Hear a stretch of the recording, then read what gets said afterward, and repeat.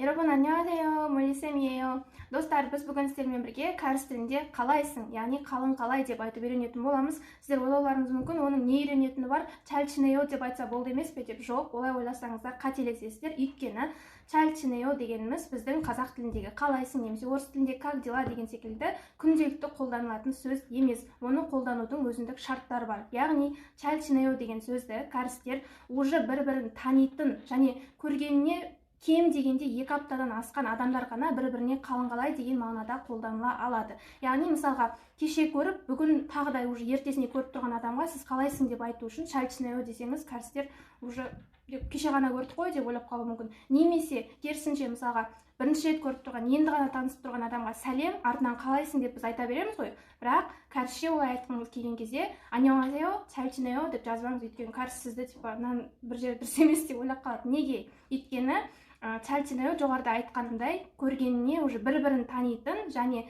бір-бірін көрмегеніне көп болған таныс адамдар ғана қолдана алады. Яғни сөзбесіз аударатын болсақ, чәл дегеніміз жақсы, чинеда дегеніміз уақыт өткізу немесе өмір сүру. Яғни сол көрмеген аралықта, екеуміз көріспеген аралықта жақсы өмір сүрдің бе, қалың жақсы болды ма деген мағынаны білдіреді. Сәйкесінше кеше ғана көрген адамыңызға немесе 2 күн бұрын ғана көрген адамыңызға немесе бірінші рет көріп тұрған адамыңызға көріспеген аралықта жақсы өмір сүрдің ба десеңіз біртүрлі ғой.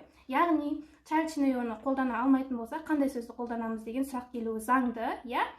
Ешқандай уайымдамаңыз, өзіңіз білетін кәдімгі 안녕하세요 деген сөзді қолдансаңыз, ол әрі сәлем, әрі қалың қалай деген мағынаны білдіреді. Яғни осы видеоны көрген күннен бастап мен өзім байқаймын, өзімнің студенттеріме тапсырма берем ғой, жаңағы практика жасау үшін кәрістермен спики, hello talkпен сөйлесіңіздер деп. Сол кезде маған скрин жібереді студенттерім. 안녕하세요 дейді, артынан сразу чәлчінео деп таныс емес, ең бірінші рет көріп тұрған кәрістерге жазады. Олай дұрыс емес. Яғни жай ғана 안녕하세요 десеңіз жеткілікті. Түсінікті болу үшін дорамалардан үзінділер көріп келейік, одан кейін ары қарай талқылайтын боламыз.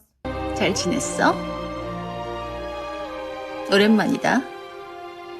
하나도 안 변했네. 잘 지냈어? 오랜만이네. 잘 지냈어? Я, дорамалардан көріп келгеніңіздей, Шимсурен, өзі Джудантені көрмегеніне көп болған 2 жылдан асқандықтан оған көріп тұрған кезде чәлчінессо деп айтып тұр, чәлчінессо. Кейін Итевон класс дорамасынан алынғанда да Паксерой өзінің досы Осуа, Осуаны көрмегеніне көп болғандықтан да еш өзгермепсің ғой, қалың қалай, сол екеуміз көріспеген аралықта жағдайың жақсы болды ма деген мағынада чәлчінеоны қолданып тұр. Ал егер олар кеше ғана көрген болса, бір-біріне чәлчінеоны қолданбас еді. 그럼 한국어로 정리를 해보자면 чәлчінео는 우리 카자흐어나 러시아어의 қалайсың이나 как дела처럼 일상적으로 쓰이는 말이 아니에요. 대신 чәлчінео는 이미 친분이 있는 사람을 오랜만에 만났을 때 사용할 수 있는 표현이에요.